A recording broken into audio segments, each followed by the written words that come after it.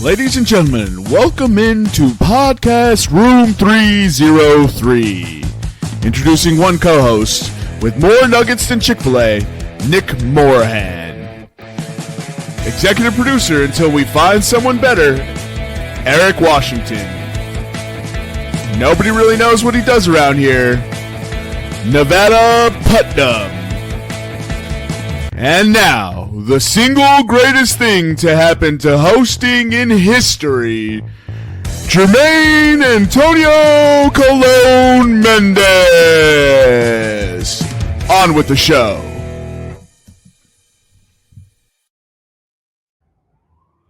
Ladies and gentlemen, welcome into podcast Room 303, episode 333. Today's episode, we'll get into a head-to-head review. We'll do a blind five, and we'll discuss the happenings of week 6 and look into the future of our crystal ball and tell you who's going to win week 7. How are you doing this evening? Oh, welcome back, Eric. How are you doing this evening? Doing good, man. Happy to be back. Hopefully I didn't forget how to do this. So we'll see how it goes. You got free time now that the Phillies and Eagles suck now, right? Yeah, there's only one team I carry in my heart now. How you doing this evening, Nevada?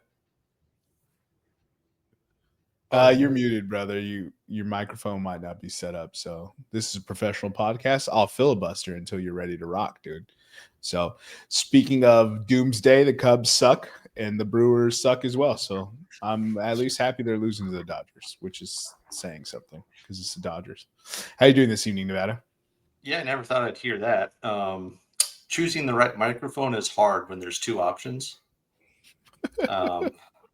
I guess it would have been nice to maybe just do a quick little test before I jumped on, but hey. I thought it was good to go from the previous test, but I did too. Apparently logging out of our platform and then coming back on, reset it every single time. So who knew? You heard that. Get it together platform. They're not a sponsor, so we don't plug them. Absolutely. But yeah, get it together platform. All right, awkward silence. Let's go ahead and get into head-to-head here. Eric, this is where you share the screen. Hey, I still got locked in. Yeah, so head-to-head last week, we had a perfect week from Nick. I don't know how, but I know he fucking cheated. Wait, we're glazing past that? Well, hold on. Maybe I shouldn't use glaze anymore. It's a taboo word. Nick went 3-0. Yeah. That's his second one this year. But he cheated. I don't know how, but or that or his algorithms. When he bets by himself, he sucks, and his algorithm hits for him. Maybe he's getting betting advice from his wife. Change up the mojo. What's funny is Nick is in second for both. But sorry, I cut you off. Go ahead. Not in my heart. He's dead last in my heart. But yeah, so he went 3-0, all NFL bets, puts him at 47-73 on the season, up 40.62 units. Jermaine and myself, we both went 0-3 last week. Kind of hard to win a bet when the guy you parlayed gets knocked out in the first quarter. But Jermaine's 37-83, up 25.27 units. I'm 46-74, up 36.34 units. And Nevada, his bread and butter is racing. He keeps winning on those. He went 1-2, putting him at 52-68, up 60.31 units. Still in first place for both units and individual wins. So congratulations, Nevada. The fall off for Eric is. Yeah, I think we forgot one of my bets in there. It just says -1. Yeah, it's because it's like I said, ever since I updated that chat keeps getting deleted from me. I don't know how to fix it. I've turned off my phone 100 times. Like, I don't know what that chat gets deleted almost every other day. So I miss bets. I'm just like, oh fuck. But yeah, I figured it was a loss, so I just went ahead and put in there as a loss for you. No, it hit. It did? Which one was it? It was a Travis Kelce bet. Yeah, on his birthday. I have no chat history, so I can't. It's funny because I'm looking at it. So looks like you left the conversation about noon. I throw it in at 4:00. Jermaine's like, birthday bet. And I'm like, actually, it's a Taylor Swift album release bet because he has big stat lines during her album releases. And then you come back in on Tuesday, about 24 hours later, and you're like, did I miss anything? And nobody filled me in, dude. Come on, now you guys gotta fill me in, dude. And I said, well, my bad. I said nope because I thought you already had the Travis Kelce one. Nah. That's cool. Just give me what are the odds on it? Plus 128 So to just get 50 yards. On his birthday, Vegas. On a birthday bet / Taylor Swift album release. Man. Seemed like easy money. And it was barely. I think you ended up like 62 or 67 yards, something like that. That's not just barely. You said 50, right? Yeah, it's a catch. That's a first down and a half. Which for him is a catch, traditionally. All right, so I mean, Nevada's at 53 and 67, up 62.59 units. Man. I think for the time being, I might need somebody to double check the chats for me because, like I said, this thing, I don't know what is going on with this group chat, dude. It just keeps getting deleted. Whose fall off is more monumental? The Phillies? The Eagles or Eric's second place battle with Nevada? It ain't a battle with me. It's a battle with Nick. Well, it was with you. Now he's fallen so far back. He's battling Nick.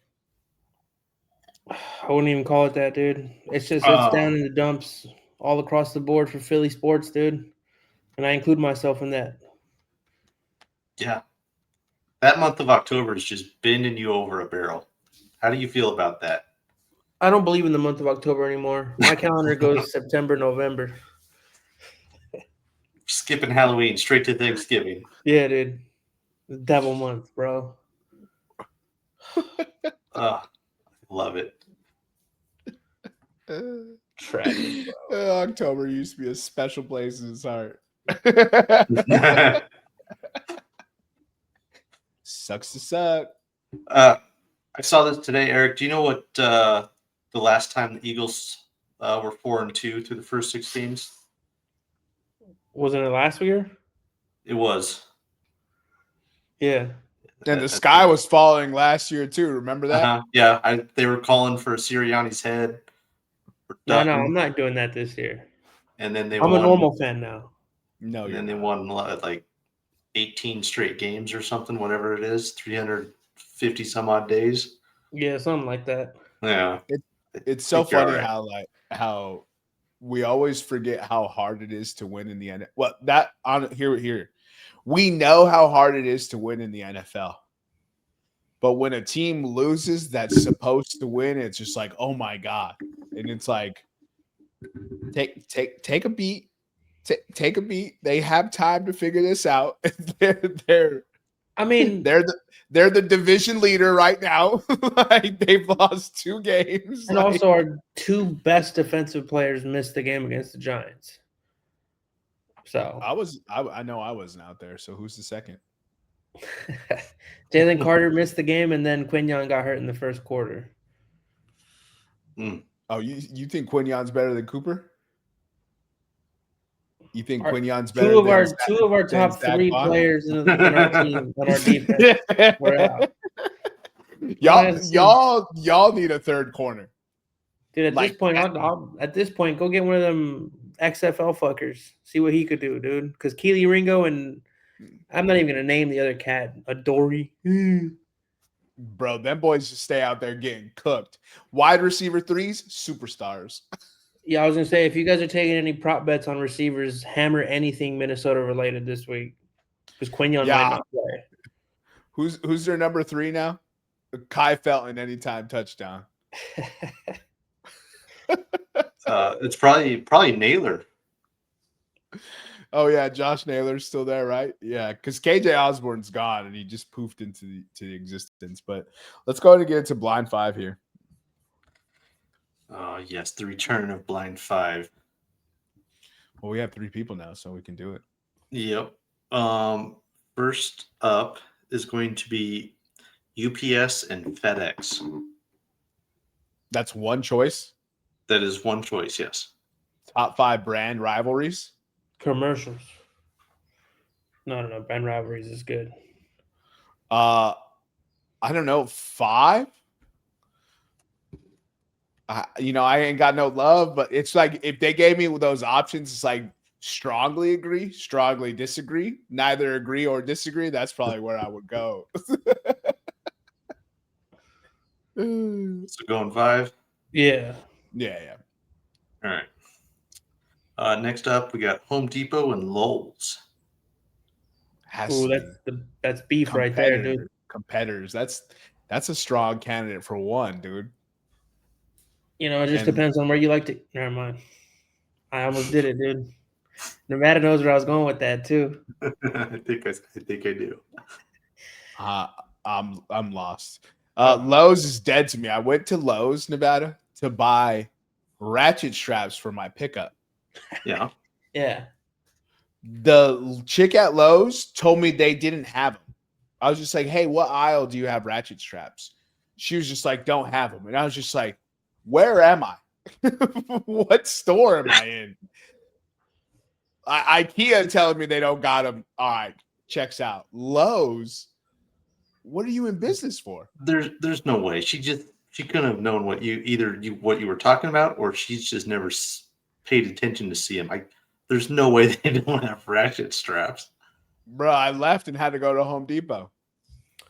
Don't they make you take like a test to be able to work there? Like she should have known, dude. They do make you take a test to learn all the aisles. Yeah. Yeah, she Yes. should have known. Or she hoarded them all for her sex dungeon. Or they legit. That's it. All right. That's definitely the choice right there. What are we picking, Eric? We got to pick a number. Well, because there's still like Coke, Pepsi, there's still McDonald's and versus everybody. So I'm gonna go 3. McDonald's versus everybody. That's not a rivalry. McDonald's has got the world on lock, bro. I see them everywhere. Ireland, Japan, Portugal, Spain, Latvia. There is a McDonald's everywhere. Still like Dunkin' and Dutch Bros. I'm gonna do 3, bro. All right. Lowe's has an E at the end, by the way. Yeah. LOWES. Yeah. Who's typing? Never I mind, typed got it. You put LOW. I was confused. Anyways, go ahead. What's our next choice here? All right. Well, now my screen shows ES. I know. It shows both. Next up is Costco and Sam's Club. Oof, that's a strong 2 right there, dude. I mean, you can't go wrong with either one. I like Sam's Club, but they're losing out, bro. Yeah, their electronic department isn't as bomb as Sam's as Costco. When's the last time you bought an electronic at Costco? I don't know. When's the last time we went together and you bought something? I said, when's the last time you bought an electronic at Costco? I think that's a strong 2. I'm good with 2 on that one. Yeah. 2. Wholesale Wars. Ooh, good TV show. All right. So, next up, you got Dunkin' and Starbucks. I fuck with Dunkin' heavy. Yeah, Starbucks sucks too. That's the East Coast of me. I fuck with Dunkin' heavy. That's a good one. But I would say 1, but like Dunkin' kicked Starbucks ass so bad, like nobody likes Starbucks over Dunkin'. Dude. Everyone likes Starbucks over Dunkin', brother. They think they do until they try Dunkin' Donuts, dude. Non-sport rivalries. All right, got it. Yeah, let's go. Let's go 4. Let's hold out. Let's see if we get a magic roll at number 1. Hoping we get Budweiser and Miller or something here. Bud Light and the straight community.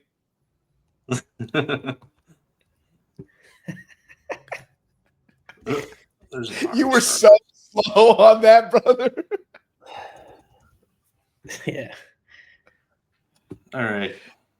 I think you guys probably nailed number one. PlayStation and Xbox. Oh, hell yeah, dog. Yeah. Hell yeah. This list is fire. Putting UPS FedEx 5 was the best play of the match. Yeah, that was a solid decision to go at 5.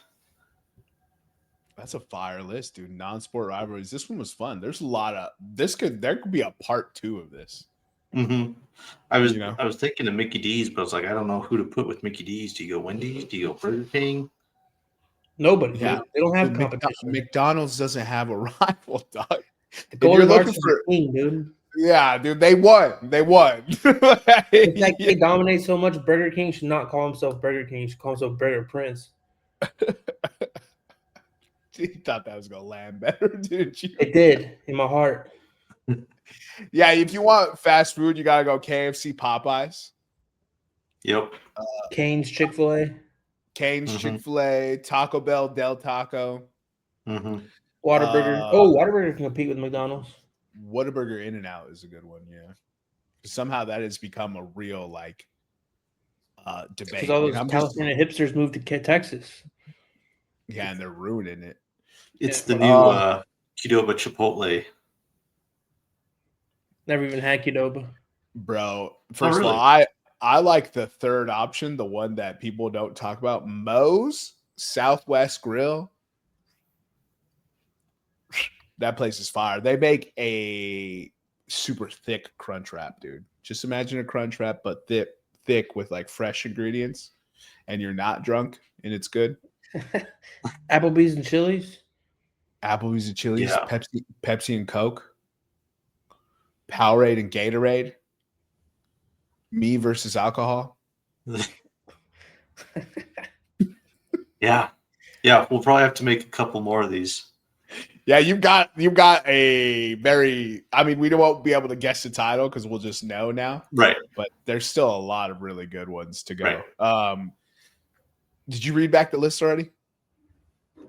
I did not. So, yeah, as you had mentioned right off the bat, after the first one was mentioned, these were the blind 5 for non-sport rivalries. Coming in at number 5 was UPS and FedEx. Number 4 was Dunkin' and Starbucks. Number 3 was Home Depot and the Ratchet Strapless Lowe's. Number 2 was Costco and Sam's Club. And number 1 was PlayStation and Xbox. That's a fire list. For the Philadelphia Eagles fans, they submitted Cottonelle versus Charmin because they're soft. All right, dude. We're already down bad. Winnipeg just scored on the Flyers, dude. It's just. I said Eagles, bro, not the Flyers. You You're know, the reigning Super Bowl champs. There is literally nothing that can happen in sports right now to get you down. You are the reigning, defending Super Bowl champions. Like, what are we bummed about? You just this year, not even fiscal, this calendar year, you celebrated a Super Bowl. What are we down bad about? Your background is literally 2 Lombardi trophies on a championship ring from this year. Yeah, but we live in now, dude. Brother, take a beat. Take a beat. Like, you got 10 years of, whatever, we won the Super Bowl. Like, that's what you're going to say for 10 years. Like, come on. It's not that bad. Your teams have lost before. They will lose again. That's just how sports goes. You've never had an undefeated team. We almost had a winless team.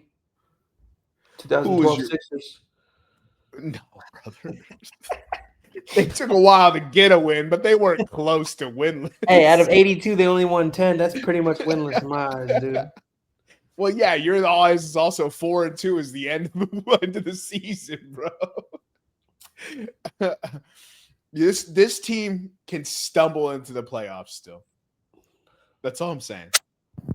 Do they lose? Do they lose to Tampa Bay? Yeah, probably, because they love doing that. But Yeah, who's rubbing their microphone? You gonna spin some beats on that? All right, let's get into the week 6 review. And obviously we'll start with Eric. Eric has been dying to get this off his chest. So that's why I've been teasing him this whole time. So go ahead, give us a 10-minute rant, maybe not that long, but give us your rant about the Philadelphia Eagles, about how they're the drizzling shits and yada yada yada. Go ahead. You know, I don't even know where to start, man. Like it's all falling apart, dude, from the top down. Howie sucks again. You know, Nick Sirianni should be fired.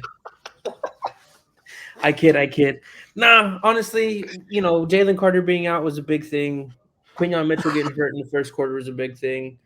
Our offensive line is banged up right now. I know it's not the end all be all this season. We could easily still make the playoffs, but it's the Giants, man. Like, there's two teams that you have to beat every year. It's Cowboys and Giants. We don't even care about the Redskins. Cowboys and Giants. Dead name. And you can't let fucking Cam Scattaboo beat you, bro, and get fucking 3 touchdowns on you. Like, it's just a bad look. Bring back Brian Johnson. You heard it here on the podcast. Bring back Brian Johnson. He was a scapegoat. He deserves to be a coordinator again. And Mike McDaniel for OC 2026 coming. 2026. Oh, yeah, sorry. It's we're not going to bring him in this year, but yeah. Mike McDaniel will be our OC next year, and we'll be right back to where we're supposed to be. I would hate it if you guys I would hate it if you guys got it, but it would be fun to watch because the talent on that is crazy.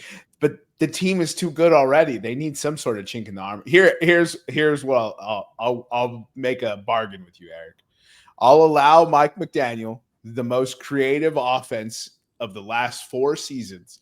I'll allow him to come be your offensive coordinator if you allow the tush push to be banned. Oh, dude, I'm actually like, you know, I'm not going to sit here and say I'm in favor of it getting banned, but I'm not going to be sad if they ban it. At this point, like, every time we run it, we jump off sides. Every time we run it, like, and then running it 4 times in a row when it's 2nd and 5 and you decide to run it for, like, come on, man. That should be used on 3rd and 1, 4th and 1. Like, let's not turn this into a fucking no. So unless we see more variety of it like we have with the Dallas Goedert touchdown. Was it Dallas or was it Saquon? It was Saquon. I don't know which one you're talking about. Where they like faked it and they pitched it. Anyway, if we see more variety of it, I'm cool if we keep it. But if we get down into the red zone and we start doing it from the 7-yard line and just do it 4 plays in a row, like no, that's not football, dude. Like, no, unacceptable. Yeah, they do need to they do. That's one thing that has kind of tripped me out about the tush push is like you have this play that teams are wholly committed to stopping. You know what I mean? Like their singular focus is stopping that tush push. All you would have to do is hit a fake and old buddy's squirting out the back, run into the corner pylon, ain't nobody catching him. You know what I mean? Mm-hmm. Like that's what I'm like, as an offensive coordinator, I have one of the most unstoppable plays known to man. I'm trying to a jumping Tim Tebow touchdown to your 3rd tight end that's leaking into the back. Why is that not a very that play could be truly unstoppable if they decided to also run actions off of it. They haven't evolved it. If they evolved it, then the league would really be like, yeah, we can't ban it. You guys just suck at defense. Like, be better. You know what I mean? Yeah. I'm lining up 10 men. I'm putting AJ outside. Oh, sick. Everyone's committing to stopping the run. And AJ Brown has single coverage. Homie, do you want to talk about getting the rock? Beat that man. Jalen Hurts gets to drop back. Everyone's committed. Jalen Hurts in post route, out route 7 yards, fade down the field. AJ Brown mouse is somebody like you're guaranteed single coverage. They ain't putting a safety out there because you only need 1 yard. Like, again, I watch sports differently, and I understand that. I have a very much Rain Man type of mind. That's why I'm always thinking about, like, if you're running sideline to sideline and you can't get upfield, throw the ball away. Like, I've been saying that to you guys for 5 years. Tyler Warren, new favorite player, did it. I saw him Just do make it. sure it goes 10 yards so it's not intentional grounding. Yeah, just throw it. Oh my God, that was the dumbest shit I ever heard. I ain't even gonna bring it up, dog. I ain't even gonna bring it up. All right, takeaways from week 6. Now that the Eric rant's over, Nevada, give us some takeaways from week 6. Okay, I'll give one real quick, Eric. Before the November 4th trade deadline, is AJ Brown still an Eagle? Yeah, he's got too much money on his contract. 2027 out for AJ Brown. They can cut him and have a $27 million dead cap. And we've seen teams cut much larger ones and be good. I'm aware. My biggest takeaway, it's going to sound kind of crude, but right now Aaron Glenn has no business being the head coach. After what he did in London before the half ended and then at the end of the game, he is clearly not ready for game situational football, much like Nathaniel Hackett was a few years ago. Contextualize. Pretend like I didn't wake up at 6:30 to watch a shitty football game. So just before halftime, Jets had the ball. I want to say they were probably at their 30 or something like that. 4th down, 4th and 2, 4th and 3, something like that. They were supposed to get the ball back for the second half kick. There's just over 2 minutes left, like 2:10, 2:20, something like that. They line up to punt. It's very clearly, obviously a fake. This Makes sense. Brees Hall's on the field, right? Yep, he was the up back on the punt formation. Broncos knew it, all that good stuff. Still couldn't stop it. Get the first down. Okay, fair enough. It happens. So now they're, at the 35. They're 35, something like that. 2 minutes-ish, 90 seconds, somewhere around there. They got time to go down, get a field goal, and then get the second half kickoff. Okay. Sounds good so far. So what do they proceed to do? Run the ball. Wait. Burning clock. Okay. Now what? We're going to run the ball again. Okay. So they got it to just run the clock out, basically? They faked a punt on the other side of the 2-minute warning to run the clock out and not try to get points. And his reasoning was, we didn't want to give them a ball back to have them score points, and we get the ball back at the turn of a half anyway. Okay. Did you see the Broncos offense in the second quarter? Not much was going on. They were getting stalemated pretty hard. They got 13 points all game. Yeah. And I'm pretty sure the Jets still had a timeout. I don't know if they had 2, but they still had a timeout, if I'm not mistaken.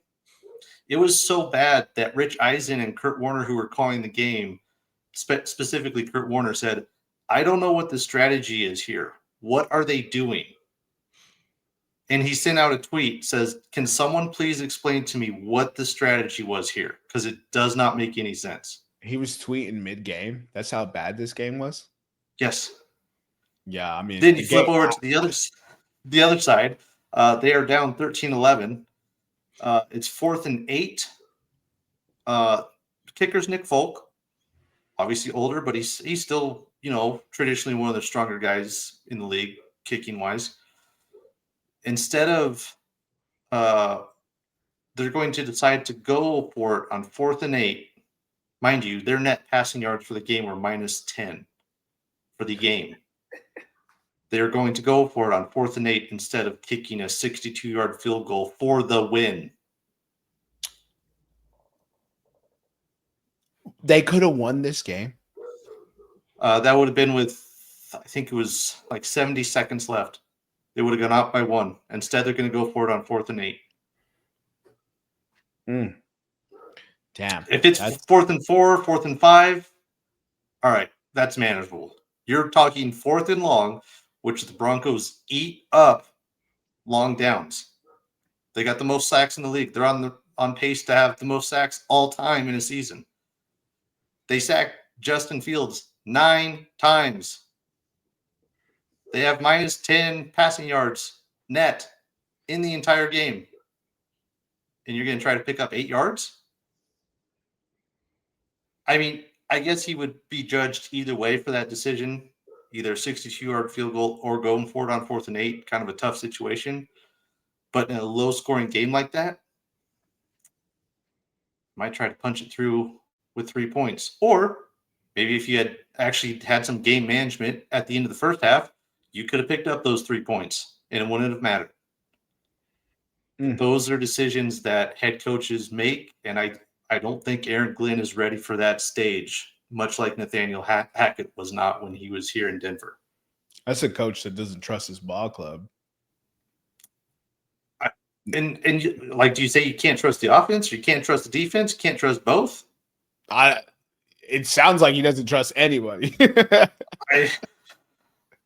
I mean, that's all bad. That's all bad. Yeah, it's so bad. You got NFL Network guys calling the game at the end of the first half, and they're like, I'm not sure what's going on. I don't know what the strategy is. Are they? And then obviously Garrett Wilson, he didn't go off on Aaron Glenn, but he definitely got up in his face and was like, dude, what are we doing? Give me the ball. What are we doing? Pipe down, Garrett Wilson. You're going up against nasty secondary, but I get the point. My team's 1-5. But no matter what, I'm not a Jets fan. You know what I mean? Like, it could be worse. It could be worse. It could be worse.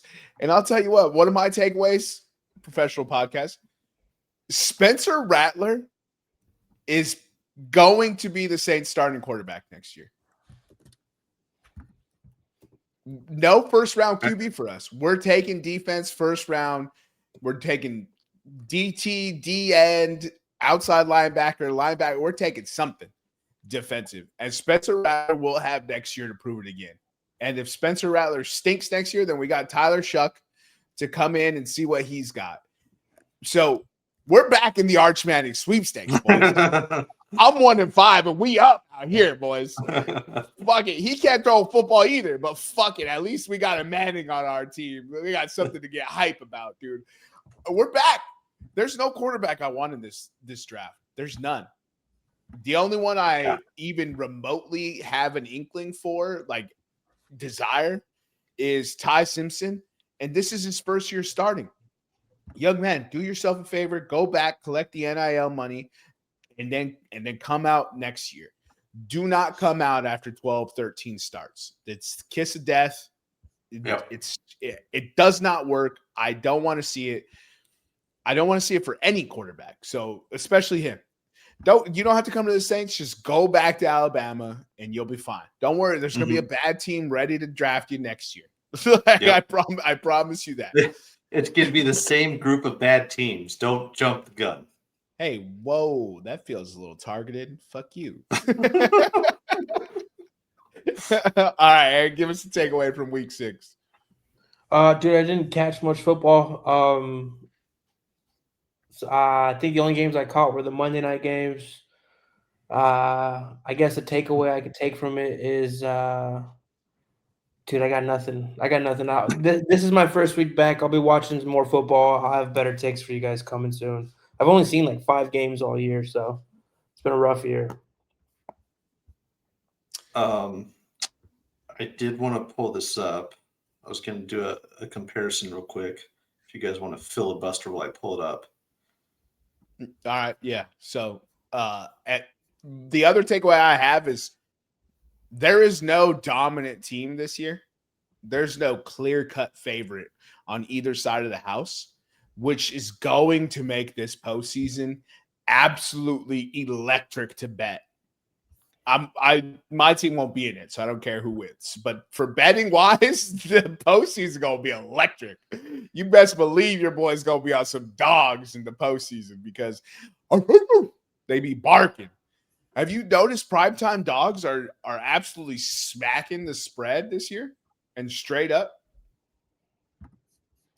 New England, Atlanta, Chicago, New York Jets. That's 4 from the last 2 weeks. Would you consider the Giants a primetime game on Thursday? Yeah, that's why I said the Giants. But okay. Brother, it's the only game in a prime time slot. As prime time as it gets, is the only game. There's no competition. You can't go watch a different game. It don't get more prime time than that. I know you're trying to downplay it because you was on the ass whooping end of it, but them's the breaks, kids. Dallas tied against Green Bay, so that's another one. I probably could go through every week, but primetime games, the dogs is barking. And that is telling me that this postseason is going to be crazy. And the NFC is insane. And the Carolina Panthers have a shot at making the playoffs. Are you guys hearing what I'm saying? Like there was zero reaction from that statement. I'm talking about the 3-3 Carolina Panthers are in the thick of it for a wild card spot. All right, maybe I'm the only one who's flabbergasted by this, but okay. Well, all right. All right, I got this pulled up. So this is a blind comparison. So we got 3 players here, okay? Player 1, let's go 66% completion percentage, just over 5,000 passing yards, averages 220 passing yards per game, 38 touchdown passes, 16 picks, 554 rushing yards, and 5 rushing touchdowns. Okay, player 1. Player 2. Okay. 62% completion percentage, 4,700 passing yards career-wise, 214 pass yards per game, 29 pass touchdowns, 8 picks, 597 rush yards, 2 rushing touchdowns. And player number 3, 67% completion percentage, 4,400 passing yards, 211 passing yards per game, 32 touchdowns, just over 1,000 rushing yards, and 6 rushing touchdowns. All right, so player 3 is Jaden Daniels. Okay. Player 2 is Caleb Williams. And player 1 is Drake May. Player 1 is Bo Nix. Bo Nix. So it was Bo Nix, Caleb Williams, Jaden Daniels, or is it? Mm-hmm. Okay. So I kind of bring that up. Eric mentioned the Monday night games. Obviously, saw Caleb and Jaden go head-to-head again for the second time in 2 years. Is the 2024 QB draft class shaking out to be the best in recent memory? Oh, yeah, absolutely. Michael Penix looked phenomenal in prime time. He may not be good. He may not be good for fantasy, but he was throwing piss missiles all over that field. Right. Them wide receivers had to ice their hands after every offensive series. They had to go back to the sideline and put them things in ice because he was putting as much zip on that ball as possible, to the point where he actually overthrew Drake London because he didn't put a little float on it. He just tried to dart it between 2 dudes on the boundary catch, and it just kept going. And Drake London's like, dog, I'm good, but you got to give me a chance, big fella. So, and then JJ McCarthy, like, we still don't know what's up with him. Right. Yeah, that one's a TBD. But would you guys change the ultimate draft order of how those QBs went. Oh, absolutely. Absolutely. I think I would take Drake May first based on how they're playing at present. Okay. Drake May looks like a budding superstar. Because, I mean, can you guys name 3 wide receivers on that team? You play fantasy, so you might be able to. Mario. You got Boot Douglas and Stephon Diggs. Hunter Henry. Yeah, so you guys play fantasy. Of course you can. The common people don't know who is catching passes for Drake May. Correct. They don't. Ramondre Stevenson refuses to run for more than 2 yards per carry. And Trevion Henderson was drafted in the second round to hold a clipboard. It's unbelievable what we're watching them do. On top of that, their defense isn't actually very good, but they're the division leader in a division with the reigning MVP. So I'm taking Drake May. Jaden Daniels is playing hurt. He still looks fantastic. Can still read it, can still get the ball. You know how Tom Brady used to do the death by 1,000 paper cuts? Jaden Daniels fantastic at that. And Caleb Williams is learning that hero ball that got him through every level of play prior to the NFL doesn't work.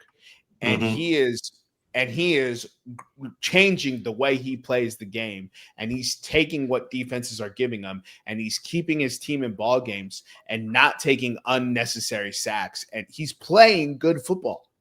Right. And right now, Bo Nix is not playing well, but his team is also 4-2. I haven't seen Bo Nix play one good game this season. One. I saw him play every good game last year. He was phenomenal. I haven't seen one this year. That means if he had one, that means I didn't watch the game. Yeah, I think his Colts game was the best. Yeah, the Colts game. And the Colts are an Adonai Mitchell, fuckery away from giving you another loss and being undefeated. So I love the quarterbacks that came out of this draft class. Each one of them is mobile enough, right? Like just the threat of them being mobile or the ability for them to scramble and pick up first downs is going to keep the defenses honest. And yeah, we're seeing a new crop of guys that will develop. Hopefully they keep the trajectory. Absolutely agree. 100% agree. Fantastic. Just that draft class is fantastic. Yeah. No further questions, Your Honor. Any other takeaways before we get into week 7? No, I'll get to kind of a quasi one here for week 7. Okay, Eric, you got the odds pulled up? Yeah. Let me share the screen.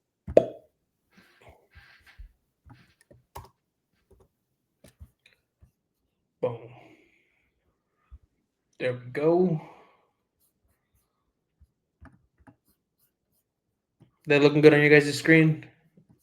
Just zoom in a little more so it's like 1 or 2 games, if you can do that.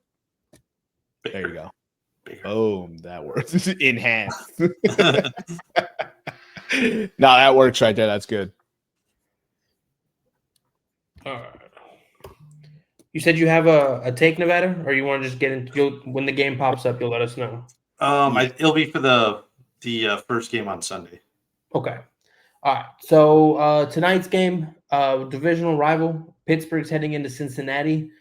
Pittsburgh are 5.5-point road favorites. The over/under is 45.5, and Bengals money line is plus 200. We got the 2 oldest quarterbacks in the league going at it, boys. Who do you guys got? I'll go first here. I'll also write the bets down, Eric. Mike Tomlin has never won a road game on a short week. Oh, wow. Give me Cincinnati plus 5.5. Damn. I was going to say even better than that. Well, not better. Yours is better, but he is, I can't remember if it's 0-6 or 0-9. I think it was 0-6 against the AFC North on Thursday night. Oh, so are you riding with me, Nevada? I am, yes. That was the least convincing yes ever, dude. Cincinnati plus 5.5. All right. Minus 115. Got it.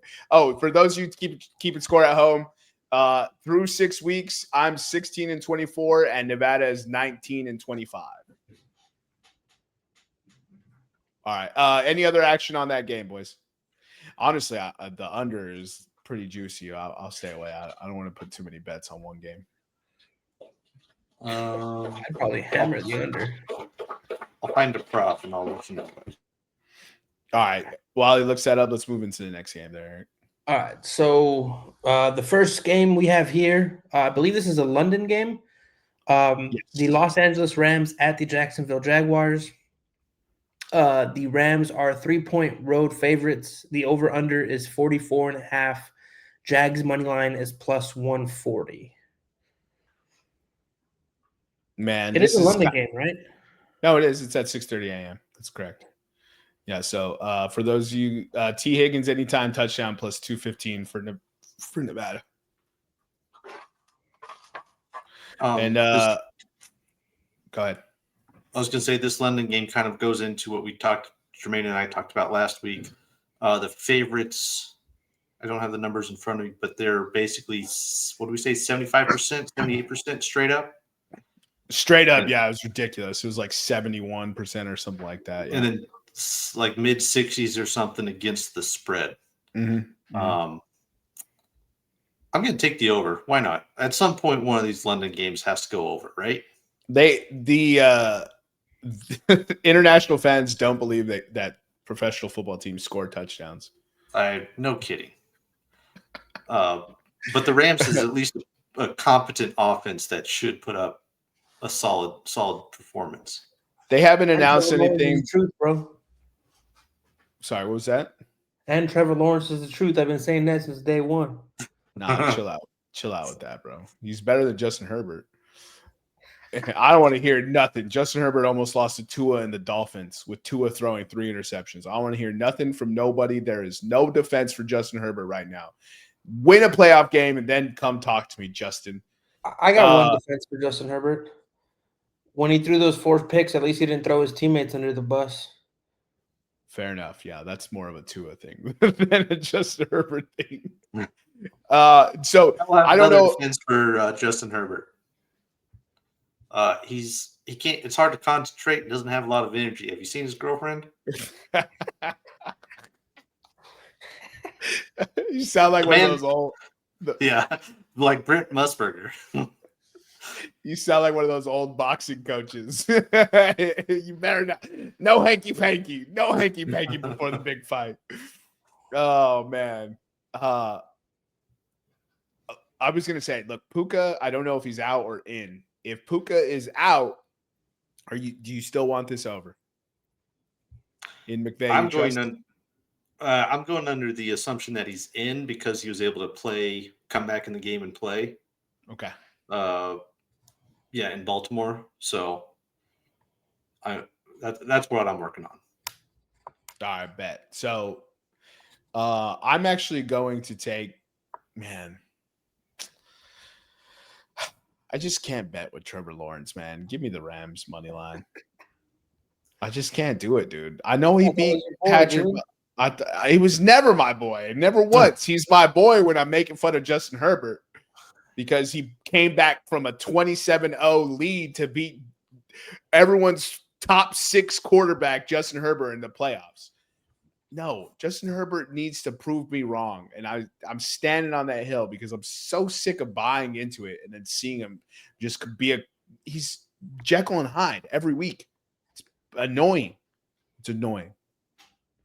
Win the ball game. Don't be down to Tua and have to come back to beat Tua 27-29. Come on now. All right.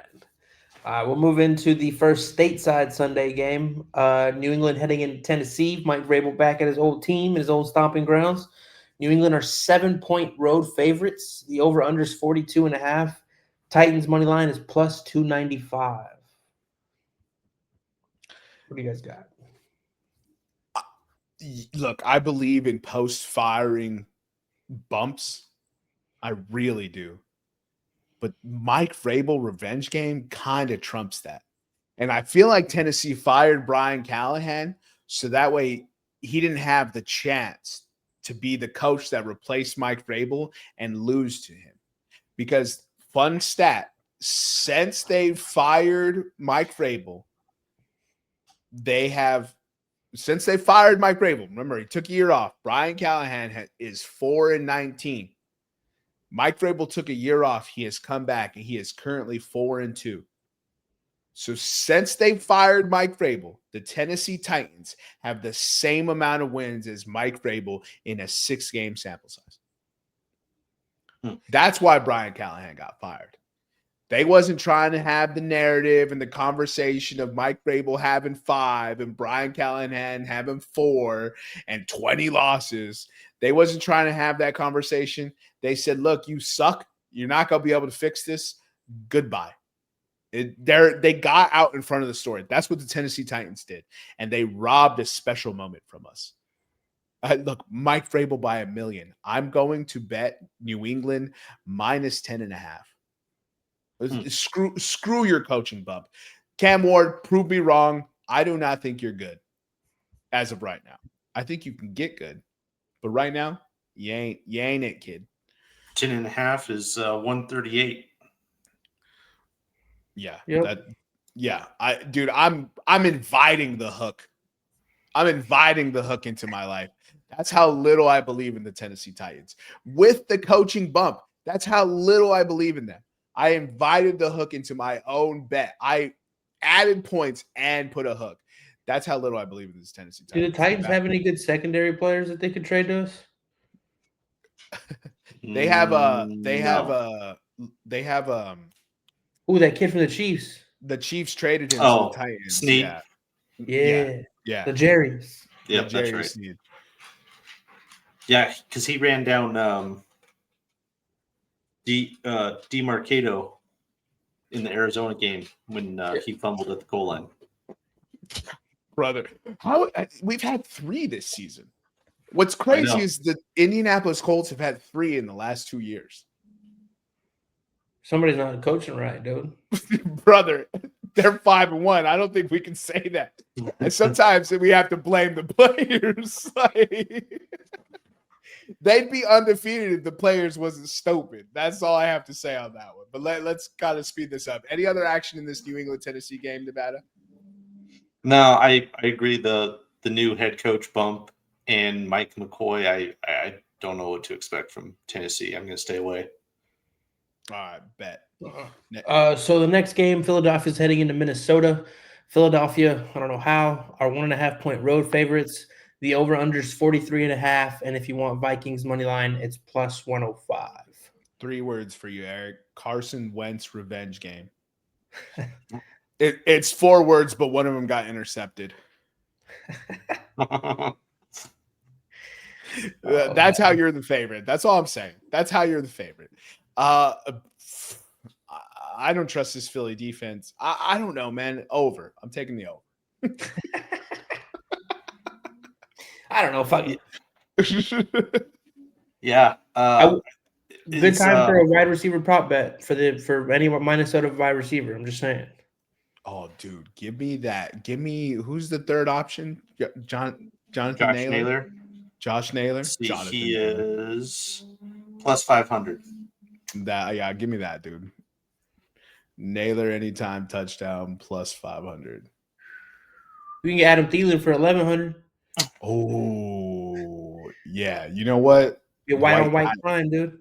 White Knight, cooking Cooper DeJean, dude. That's what I want. 1,100. I'm the OG White Knight. That's what he's going to be telling him in the end zone. Yeah, he said, "Get wrecked, boy." Is Wentz actually going to start? Yeah, I know JJ's kind of been practicing, but not.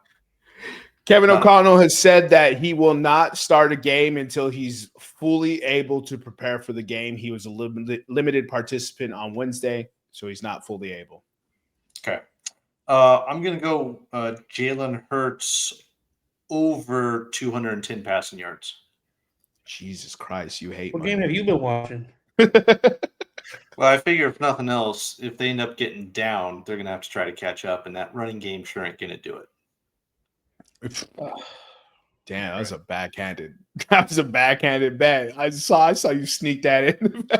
Hey, you know what? Hey, let's take a time out because I know one of our listeners will be listening. Nevada, I want to thank you for being a classy fan, keeping it above board when you guys came back and beat us. Congratulations on the victory. It was hard earned, well deserved, but you kept it classy. For the other fan, go fuck yourself. Anyway, Homie was acting like he ain't never been here before. dude, He was Pat Bevan on the. He was Pat Bevan with the t-shirt, with the jersey pull on the regular announce season table. Super Bowl. Yeah, if it's Super Bowl Game 7, something like that, Talk your shit. yeah, I can understand that, but you don't gotta hit a man while he's down. Yeah, No, appreciate you. No, the thing is, you could talk shit day up. That the Right. game just happened. Homie came back Monday, came back Tuesday, Yeah. took a day off, came back Thursday, said something again Saturday, and then reminded him again after the Giants game. And I'm just like, brother, I was like, the horse is dead. It's time to cook it. I'm like, what are we doing? All right. Moving into the next game, Carolina's heading up to New York to play the Jets. Carolina are 1.5 point road favorites. The over-under is 41.5. New York Jets money line is plus 105. What do you guys got? Oh, you know what? I'm so sorry. You had Hurts over what? 210. 210. Did you have the odds for that? It was like minus 113 or something. All right. What minus 110, 113, somewhere around there. Yeah. Did I miss anything for 10? No, you didn't. All right. Bet. We're back in. I'm locked back in. Carolina money line.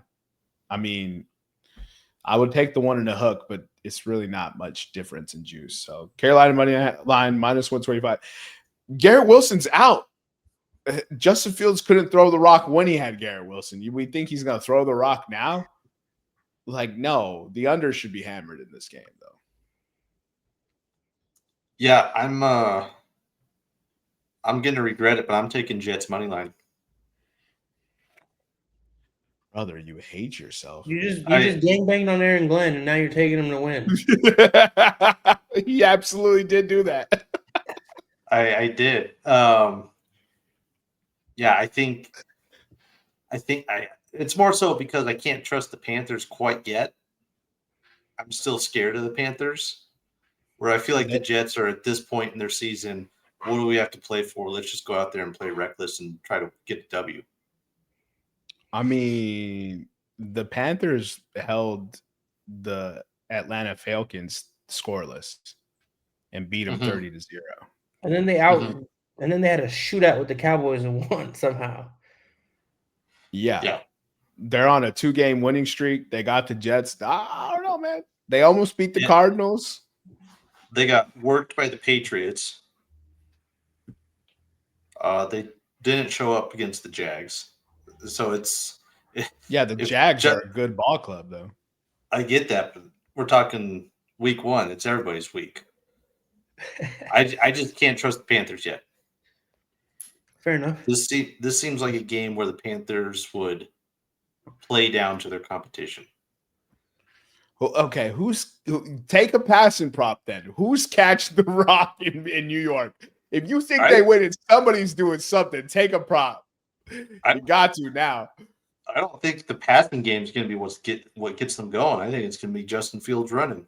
They don't even have a wide receiver on the list. They have a running back and a tight end. That's what I'm saying. Like, that's crazy work, dude. Take a prop then. You want a Brees anytime touchdown?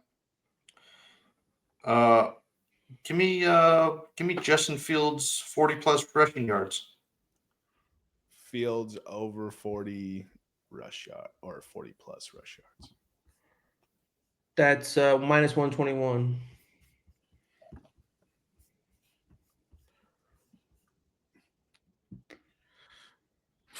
That's crazy. If it hits, I'm gonna be dying laughing, and I can't wait to make fun of Nick. Let's get into the next game. All right, so next game we have a divisional rival. Las Vegas is heading to Kansas City. Kansas City are 11.5 point home favorites. The over/under is 45.5. Raiders money line is plus 600. First game back with Rashy Rice. Crashy. Crashy Rashy. Give me Crashy anytime touchdown plus 130. This might be ugly. This might be an ugly game. Yeah, I'm taking the over 45.5. All from the Chiefs? I think the Chiefs get it by themselves. So, yeah. Also, Geno Smith, 2+ interceptions. That might be a fire bet. You forgot how to football. Yeah, homie hit the clock struck 12 on Cinderella, dog. It's crazy. He looks like he forgot how to play. Maybe that's where Ty Simpson goes. So, Jermaine, for you, they don't have over, or you can't change the dial or the over under, but they do have over a half interception is minus 225 for Geno. Yeah, that's no juice. Yeah, that's why I said 2+. But if yeah. anyone can find 2+, then you guys should snag it. All right. You both got bets in for this, right? Yeah. Mm-hmm. All right. Next, the New Orleans Saints are heading up to Chicago. The Chicago Bears are 4.5-point home favorites. The over-under's 46.5. Saints money line is plus 185. Dennis Allen revenge game. I'm going New Orleans plus 4.5. Fuck Dennis Allen. Man, Jesus. I got nothing for this one. All right, next game. All right, next Miami. Oh man, this is gonna be a barn burner. Miami is heading up to Cleveland. Cleveland are 2.5-point favorites. The over/under is 37.5. Dolphins money line is plus 124. Brother, that I'm sorry, but that over/under is crazy, dog. So I thought about putting it in head-to-head, and then I was looking at their stats. Miami tops out at maybe 17 points a game. And the Browns top out. They'll put up. Go ahead. Yeah, Browns top out at like 20 or 21. So that line is legit perfect. Yeah, 2021 for the Browns. What game did they ever score? Hold on, I need to check this real quick because I don't think they've scored that much. I thought they were, because Joe Flacco was averaging 14 points per game with them. So let's see. 16, 17, 13, 10, 17, 9. Yeah, see, like I said, tops out at 14. Yeah, tops out at. Yeah. I think you had a flip, dog, because Miami had 27 last week, but they still lost, idiots.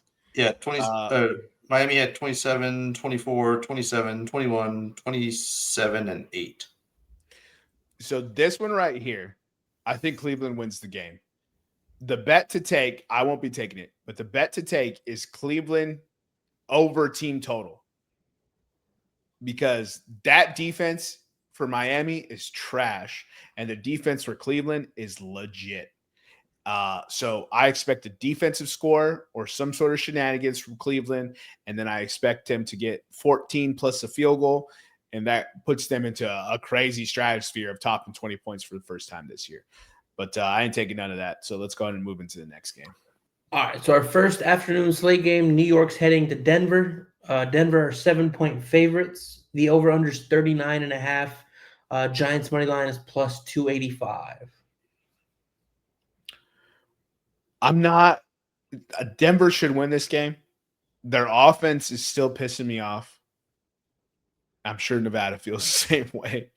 So I'm going to ride the bet I took last week on the pod. I'm going to take New York Giants plus 7. Yeah, I think that's probably the bet to go with, considering the Broncos are coming back from London. Sean Payton specifically requested they not receive a bye week after going to London, so it wouldn't be early in the season. I'm kind of stuck on this one because that's where my head is at, is the +7. However, Broncos wins at home over the last 2 years, their average margin of victory is like 22.5 points. Hasn't every Broncos game this year been decided by one score or less? Like 3 out of the 4 have come down to the last second play. Yeah, three of them I know as for sure. So Let's see here. Colts and 13, Eagles. 11, 4 points. The Bengals was a blowout, 25 points. Oh, yeah. I mean, it's the Bengals. Yeah. Or sorry, the Bungles. So, yeah, for the most part, last second, except for 2 weeks, the Bengals and the Titans. Yeah, and you should definitely have beaten those two teams. Yeah. And then obviously that Jets game, what a disaster that was. Yeah, plus the Giants are on extended rest. So yeah, this game actually has kind of a sleeper all over it. That over under, I think they could smash that over in this game. Of course, I'm a little concerned because that's just natural feel for your team, especially coming back from London. But that being said, Jackson Dart going against a Vance Joseph defense with all those exotic blitzes and coverages, and not to mention the pass rush. It's going to be a tall order, but I also wouldn't be surprised if they sneaked up and bit them in the ass. Yeah. The first game, Jackson Dart goes over 200 this week. Oh, all right. Put it down. Next game, no chance. I'm trying to win money, dog. all right. Next game, Indianapolis is heading west to play the Chargers. Chargers are 1.5 point favorites. The over/under is 48.5. Colts money line is +110. Easy. I'm taking Colts money line. This seems either team should win. Bet with the dog. The Chargers, the amount of Chargers injuries that they have. Yeah, Justin Herbert's always got an excuse. Yeah, I think the Chargers probably will win, but as far as betting is concerned, I'm going to take the plus money with the Colts. Yeah, this feels like a pick 'em. So typically, home field advantage is 3 points. They're telling you 1.5 for the Chargers, and plus it's not even a home field for them anyway. It's barely a home field for the Rams. It's certainly not a home field for the Chargers. No, I think the Colts is a great pick, and Jonathan Taylor props. Just take them all. Just take them all. That offensive line is one of the best in football, despite the 2 departures they had in the offseason. So, yeah, I like that pick. Let's move into the next game. All right, next, Green Bay is heading down to Arizona. Green Bay are 7-point road favorites. The over/under is 44.5. Cardinals money line is +295. Dang, I just realized I haven't been writing down Nevada's. Nevada, you didn't take any Bears, Saints. You didn't take anything Dolphins, Browns, right? No. And you didn't take anything Giants, Broncos. Well, that's why I didn't write anything down. Because you didn't take it. Yeah, I just took the Colts one. I think was the first one I took in a while. Yeah. Sorry. All right, go ahead, Eric. Take it out. Take it away. The Green Bay Packers? Yeah. Green Bay's heading to Arizona. Green Bay 7-point road favorites. Over/under 44.5. Cardinals money line +295. It doesn't look like Kyler Murray's playing. So you got any action on this, Nevada? Give me Cardinals +7.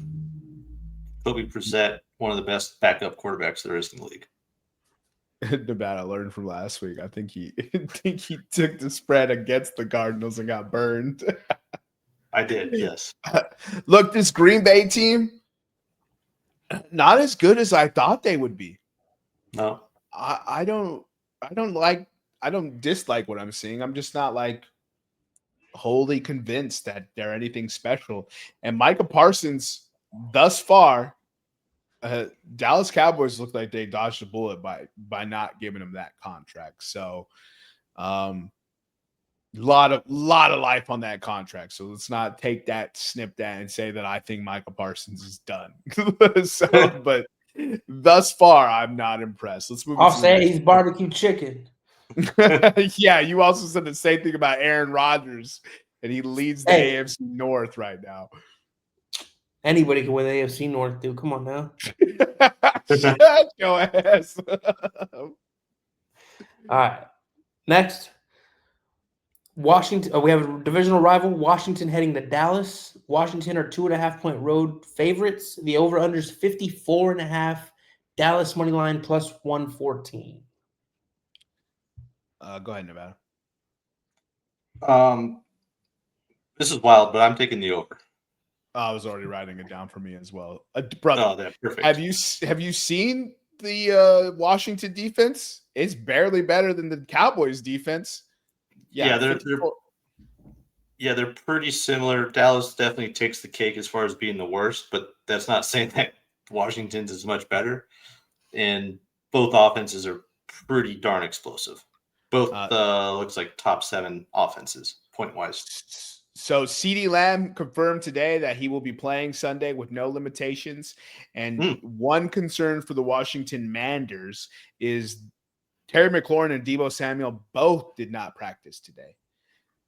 Kind of concerning to see them not practice on a Thursday. In Jaden Daniels, we trust. In that shitty Dallas defense, we trust.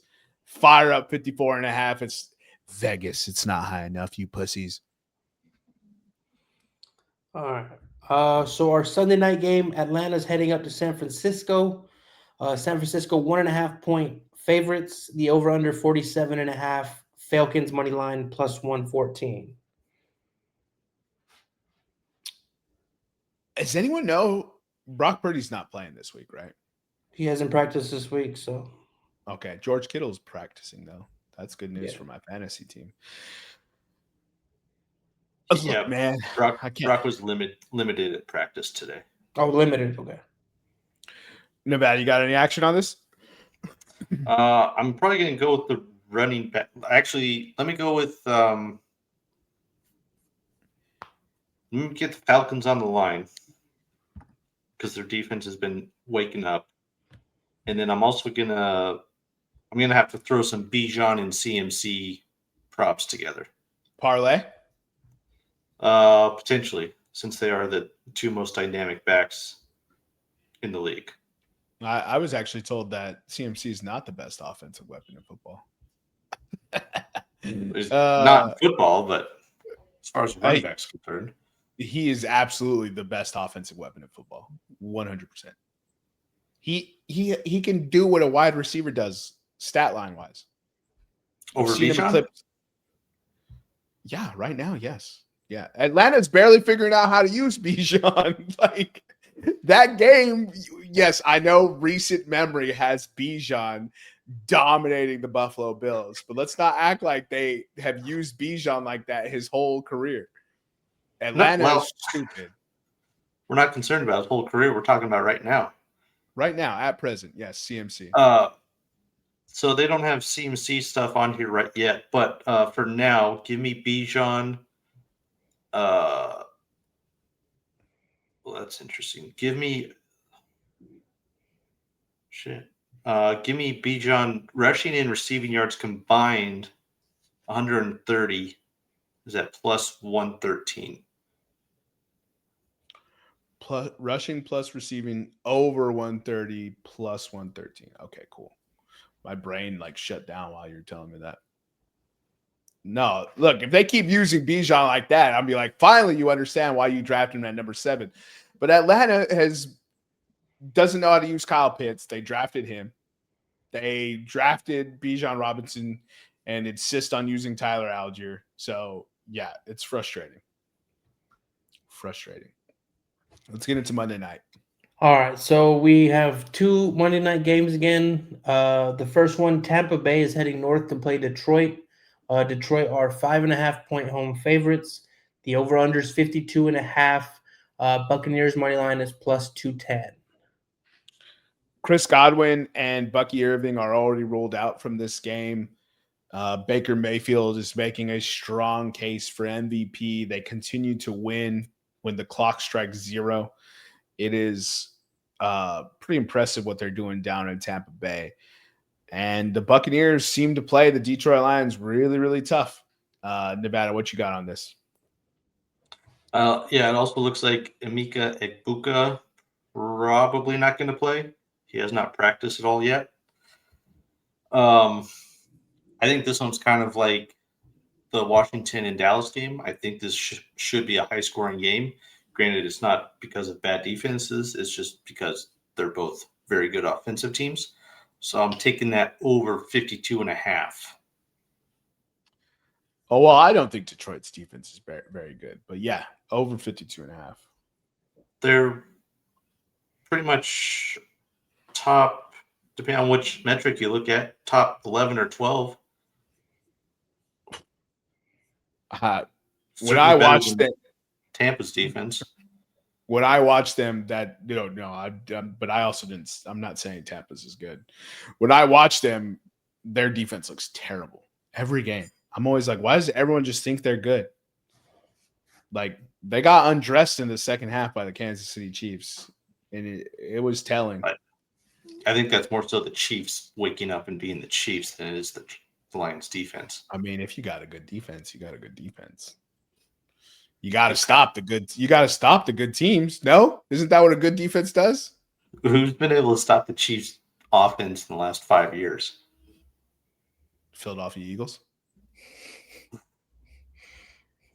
And all last year, Kansas City Chiefs offense was terrible. That's why we kept screaming at the top of their lungs, you can't keep getting away with this. Because they were winning on Fugazi. Because their offense was terrible last year. Let's not forget that. They were just the prime, like we said before, the new New England Patriots, where they get the reffing calls. And last year they were also 11-0 in one-score games. Yeah, because of those calls. Just clutch. Yeah, I mean, it all works. It all comes together. Yeah.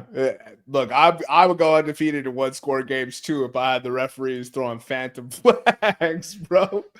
My team can't even get to throw flags on what's an actual flag. So it's true. That is true. Yeah. Jealous. So you got Tampa Bay versus Detroit. All right, last game, Houston at Seattle. Yeah, Houston's headed to Seattle. Seattle are 3-point home favorites. The over-under is 41.5. Houston money line is plus 140.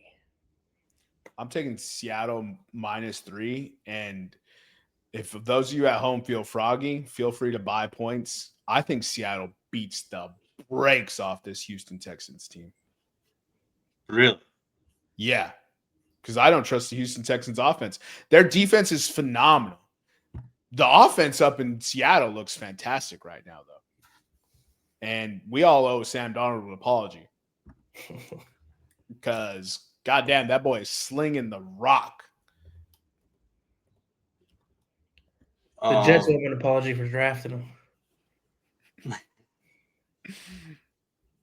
I'm going to go a little bit different. I'm going to take JSN under on his receiving yards. What is it? 84.5. -111. Oof. That's crazy. That's the best connection in football right now. Now that Puka's hurt. And Derek Stingley has been nothing short of awesome. Ooh. Look, if JSN cooks, I'm gonna come back. I'm ready for next week. Because that man, he looks like down on there over 84.5. He looks like the best receiver in football. He looks fantastic. Okay, we'll see which strength wins out. Stingley, assuming Stingley actually, travels with them. I hate when defense coordinators don't let their corners travel with the best player. They don't make them like they used to, Nevada. They get scared. Back in my day. Got to hit him with the back in my day, Revis Islands. Yeah. No joke. Revis, Champ. God, who's another great shutdown? You took 14 bets, Nevada. Lito Shepherd. Chill out. Jason Sehorn. I took 11. Yeah, now we're just naming corners, boys. No. Asante Samuel. Yeah. Nnamdi Asomugha when he played for the Raiders. Oh, his one stellar year. Yeah. Yeah. Prince of Mukamara with the Bears. Any Longhorn secondary player that came into the league from like 2002 to like 2010. For a while, yeah. Sean Taylor. R.I.P. dude. R.I.P. the legend. We're missing. I feel like we're missing some. He could hit hard, but he couldn't stop bullets, dude. God damn. He's not Superman, is all I'm saying. Well, yeah, that's one way to say it. Oh shit! Did I lie? All right, that's enough. There's no final thoughts. Thanks for joining us. As always, follow us on X, Instagram, and YouTube at Podcast Room 303. I'm your host, Jermaine Mendez. These are the executive producers, the EPE, and Nutty Putty. We'll see you next time when you come on down and step into the room. Oh no, I don't have this ready. Nailed it.